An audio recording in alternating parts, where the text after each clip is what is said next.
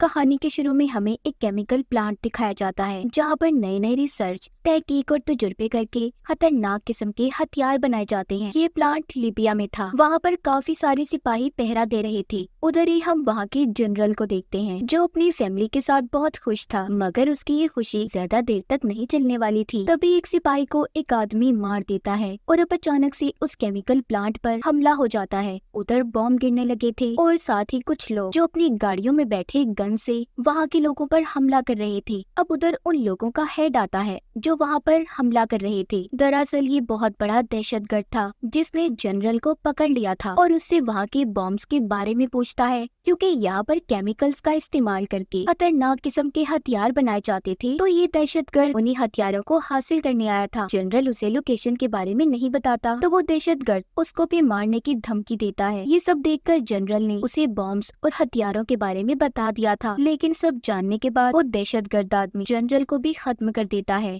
अब आगे हमें बर्नी नाम का एक आदमी दिखाया जाता है जो कि अपने दोस्त के घर पर आया था। वो बाहर खड़ा अपने दोस्त की बातों को सुन रहा था जो अपनी फीमेल फ्रेंड के साथ लड़ रहा होता है जिसका नाम जीना होता है। जीना उसके दोस्त जिसका नाम ली था उससे इसलिए लड़ रही थी क्योंकि जीना का कहना था कि ली अपने काम की वजह से उसे सही से वक्त नहीं देता। अब तभी ली दरवाजा खोलता है जिसके सामने बर्नी खड़ा था। वो उसे अपने साथ लेने के लिए आया था। दरअसल बर्नी ने एक बार में जुआ खेलकर अपनी अंगूठी हार गया, मगर वो उसे बहुत पसंद थी और वो बहुत कीमती भी होती है, तो इसीलिए वो ली को अपने साथ लेने आया था ताकि ये लोग बार में जाकर वो अंगूठी दोबारा हासिल कर सकें। ली का बर्नी बहुत अच्छा दोस्त था तो इसलिए वो बर्नी के साथ जाने के लिए तैयार हो जाता है। बर्नी रास्ते में जाते हुए उसे बताता है कि मेरी अंगूठी जिसके पास है वो यहाँ का सबसे बड़ा गैंगस्टर है, इसलिए हमें पहले बारटेंडर से बात करनी चाहिए कि वो हमारी अंगूठी वापस ले दे। जब ये जाकर बारटेंडर से बात करते हैं तो वो इनसे यही कहता है कि अगर अंगूठी चाहिए तो तुम्हें उन लोगों के साथ फाइट करनी होगी, लड़ना होगा, तभी तुम लोग अपनी अंगूठी ले सकते हो। अब ली जो कि लड़ाई में काफी माहिर था वो एक एक करके सबको मारने लगता है। सबको बड़े मजे से धो रहा था। बर्नी जो दूर बैठा ये सब बहुत ही मजे से देख रहा होता है। उसे तो ऐसा लग रहा था कि जैसे उसके सामने कोई फिल्म चल रही हो। अब जब आखिरी आदमी बचता है तो बर्नी उसे मारने के लिए उठता है, मगर उस गैंगस्टर के आदमी ने डर की वजह से बर्नी की अंगूठी को वापस कर दिया था। अब दोबारा से केमिकल प्लांट का सीन दिखाया जाता है जहाँ पर वही दहशतगर्द जिसने जनरल को मारा था अब वो वहाँ के बाकी के बचे हुए सिपाहियों को गोलियां चलाकर मार रहा था। आगे हमें CIA हेडक्वार्टर दिखाया जाता है जहाँ पर हम एक्सपेंडेबल 4 की टीम को देखते हैं जो इस मूवी का नाम भी है। वहीं पर ली और बर्नी भी आते हैं। यहाँ पर हमें पता चलता है दरअसल ये दोनों CIA की टीम का हिस्सा है जो कि एक्सपेंडेबल के नाम से बहुत ज्यादा फेमस और मशहूर थी। जीना भी CIA के साथ मिलकर काम क्या करती थी। यहाँ पर ये सब लोग एक नए साथी से मिल रहे होते हैं। ली और बर्नी को यहाँ पर इनका एक साथी बताता है कि हमें एक मिशन मिला है जिसको हमें जल्दी पूरा करना होगा। तभी उनके पास इनका हेड आता है जो बताता है कि आप लोगों का मिशन एक खतरनाक दहशतगर्द को पकड़ने का है, यानी कि वही दहशतगर्द जिसने लीबिया में केमिकल प्लांट पर खतरनाक हमला किया था। हेड इन सबको उसकी तस्वीर दिखाता है और साथ ही उसके बारे में बताता है कि इसका एक और साथी है जो बहुत बड़ा गैंगस्टर है। अब ये सब एक प्लेन में बैठकर लीबिया के लिए निकल जाते हैं। लगभग 3 घंटे के बाद जब ये लीबिया में पहुँचते हैं तो इन पर उस दहशतगर्द की टीम ने हमला कर दिया था। अब जिस वजह से ली कहता है कि हमें चलते प्लेन से उतरना होगा। सारी टीम प्लेन से उतर जाती है, मगर बर्नी अभी भी प्लेन में ही था। वो अपने साथियों को वहाँ पर छोड़कर चला जाता है। उधर दहशतगर्द ने भी बॉम्ब और न्यूक्लियर हथियारों को चुरा लिया था और चुराकर जब बिल्डिंग से बाहर निकल रहा होता है तो ली का साथी उसे शूट करने की कोशिश करता है,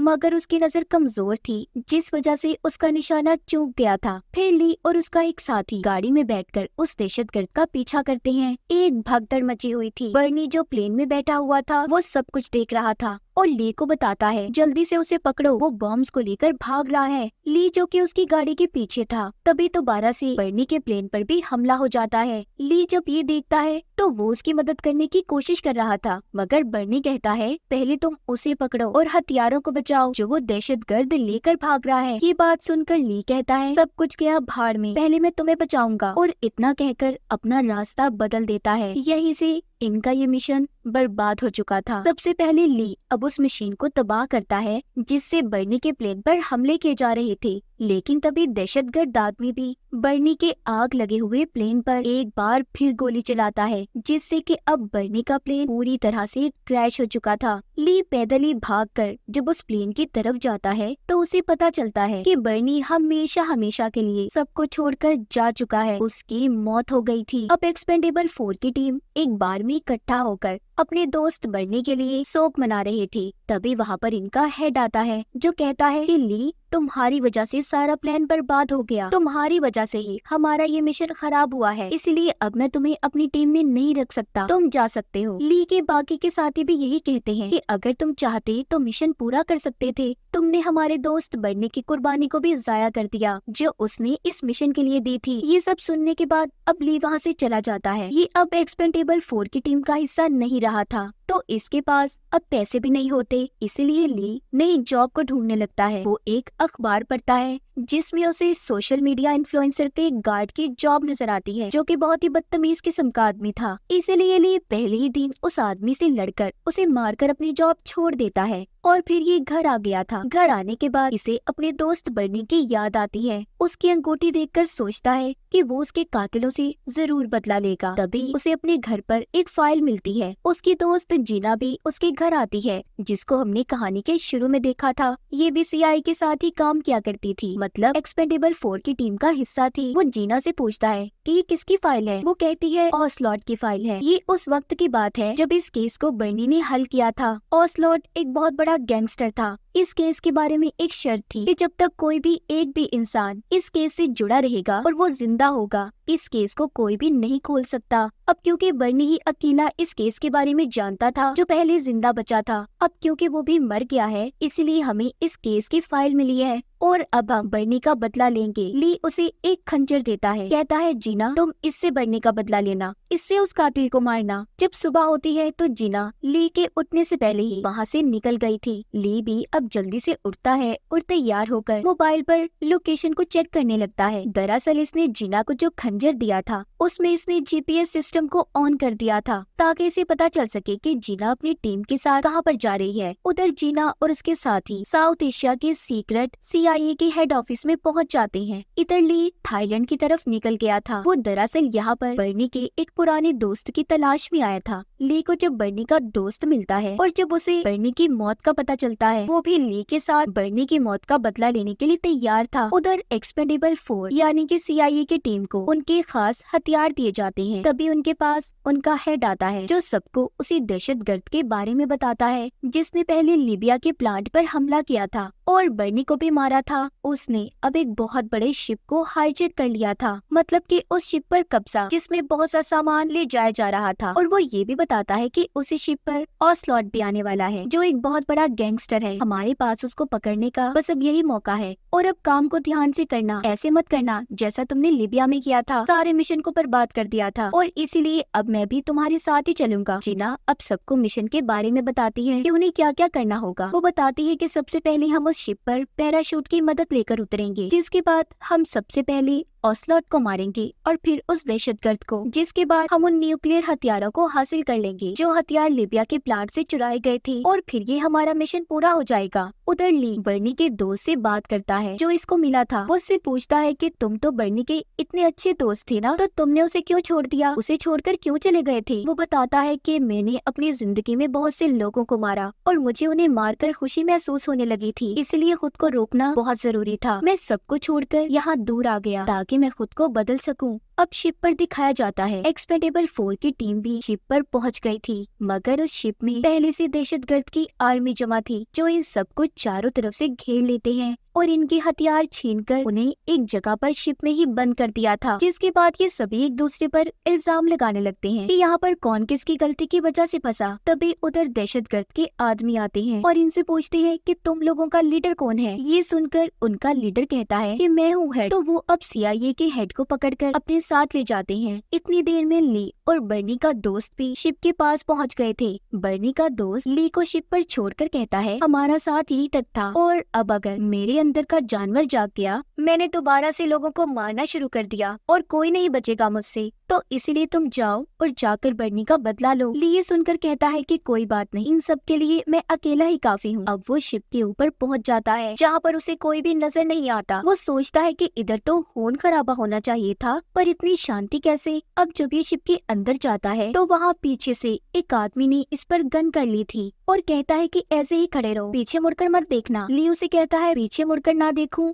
या ऐसे ही खड़ा रहो, और इसी तरह वो आदमी को अपनी बातों में उलझाकर वहाँ से उसे मारकर चला जाता है। अब आगे हमें दहशतगर्द दिखाया जाता है जो कि CIA के हेड को पकड़कर गवर्नमेंट से लाइव बात करता है कि वो उसके साथी को छोड़ दें, जो कि उसकी तरह ही एक बहुत बड़ा दहशतगर्द था, वरना वो CIA की टीम को खत्म कर देगा। उधर ली भी खंजर की लोकेशन देखकर आगे बढ़ रहा था जो कि उसने जिना को दिया था। शिप में दहशतगर्द के साथियों को मारकर वो आगे बढ़ता है और एक्सपेंडेबल 4 के सामान तक पहुंच जाता है, मतलब कि अपने साथियों तक। वहाँ से उसने सामान से एक कुल्हाड़ी को भी लेकर अपने पास रख लिया था जो कि उसके साथी की थी। उधर दहशतगर्द जो अपने आदमियों से राब्ता करने की कोशिश कर रहा था, मगर कोई भी उसकी बात का जवाब नहीं देता। तभी वॉकी टॉकी से ली उससे बात करता है और कहता है तुम्हारे सारे आदमी लंबी नींद सो चुके हैं। दहशतगर्द जब ली की आवाज को सुनता है कहता है ओ अच्छा, तो तुम हो, चलो अच्छा हुआ तुम भी यहाँ पर आ गए, तुम्हें भी मैं तुम्हारे दोस्त के पास जल्दी पहुँचा दूंगा, यानी के ऊपर। इसके बाद दहशतगर्द अपनी आर्मी को ली को मारने भेज देता है, मगर वो ली के बारे में नहीं जानते थे कि वो कितना ताकतवर और खतरनाक इंसान था। ली एक एक करके सबको मार के आगे बढ़ रहा था और एक तबाही मचा देता है। उधर ही अब बर्नी का दोस्त भी आ जाता है जो ली को यहाँ पर छोड़ कर गया था। उसके हाथ में खतरनाक हथियार थे जिससे वो एक एक आदमी को मार रहा था। ली जब उसे देखता है तो पूछता है तुम यहाँ पर क्या कर रहे हो, कहीं रास्ता तो नहीं भूल गए। जिस पर बर्नी का दोस्त कहता है मैं ऐसे ही बर्नी के उस दोस्त को कैसे मरने दे सकता हूँ जिससे बर्नी इतना प्यार करता था। अब ये दोनों मिलकर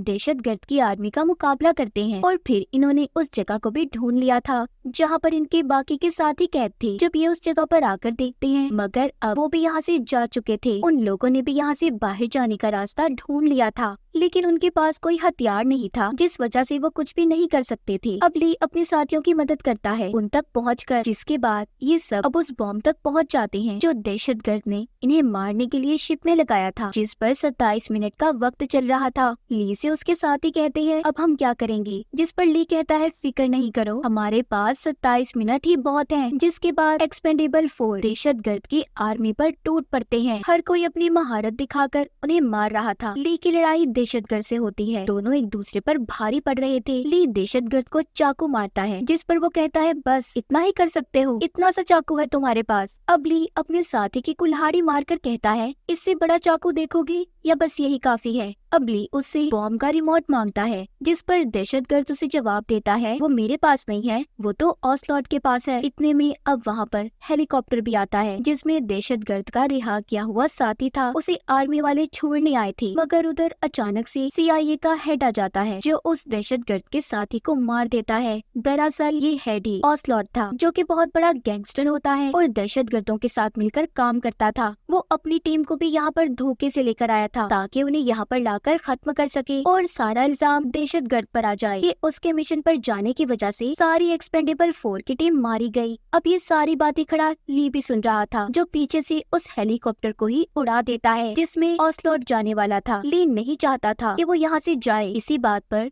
ऑसलॉट ने भी बॉम्ब के रिमोट को पानी में फेंक दिया था, जिसके बाद वो सभी एक्सपेंडेबल्स पर गोलियां चलाने लगता है। ली अपने साथियों से कहता है कि हमें जल्दी पानी में कूदना होगा वरना बॉम्ब फट जाएगा और हम सारे मर जाएंगे, इसके अलावा हमारे पास कोई रास्ता नहीं है। ये बात सुनकर बर्नी का दोस्त कहता है पानी में क्यों कूदना, मेरी बोट इस शिप के पीछे ही बंधी हुई है। अब ये सभी शिप के पीछे के रास्ते से बाहर निकलते हैं और सभी एक रस्सी की मदद से बर्नी के दोस्त की बोट में चले जाते हैं। जब ली की बारी आती है तो वो रस्सी को काट देता है और कहता है कि मेरी कुर्बानी जाया मत जाने देना। बॉम्ब में अभी भी 6 मिनट का वक्त बचा था। ली जल्दी से कंट्रोल रूम में जाता है और उस शिप के रुख को बदल देता है ताकि बॉम्ब फटे तो शिप उस वक्त शहर के पास ना हो। उधर ऑसलॉट भी अपने लिए बोट का इंतजाम करवाता है और अपने आदमियों से कहता है कि एक्सपेंडेबल 4 में से कोई भी आदमी नहीं बचना चाहिए, मगर वो ये बात नहीं जानता था कि एक्सपेंडेबल्स तो कब का जा चुके हैं। अब सिर्फ शिप में ली ही बचा था, इसीलिए वो ली पर अंधाधुंध फायरिंग करने लगते पूछते हैं। ली भी जवाब में गोलियां चला रहा था, लेकिन जल्दी उसकी गन में गोलियां खत्म हो जाती हैं। तभी उसे अपनी तरफ एक हेलीकॉप्टर आता हुआ दिखाई देता है और उस शिप के ऊपर बॉम्ब गिरा देता है। जब ली बाहर आकर देखता है तो वो ओसलॉट अभी भी जिंदा था। वो उसे अब भी अपने साथ लड़ने के लिए बोल रहा था। ली जब उससे लड़ने चाहता है तो वो धोखे से अपनी गन निकाल लेता है। तभी हेलीकॉप्टर ऊपर से आकर ओसलॉट पर भी हमला कर देता है, जिससे उसकी भी मौत हो गई थी। हेलीकॉप्टर में कोई और नहीं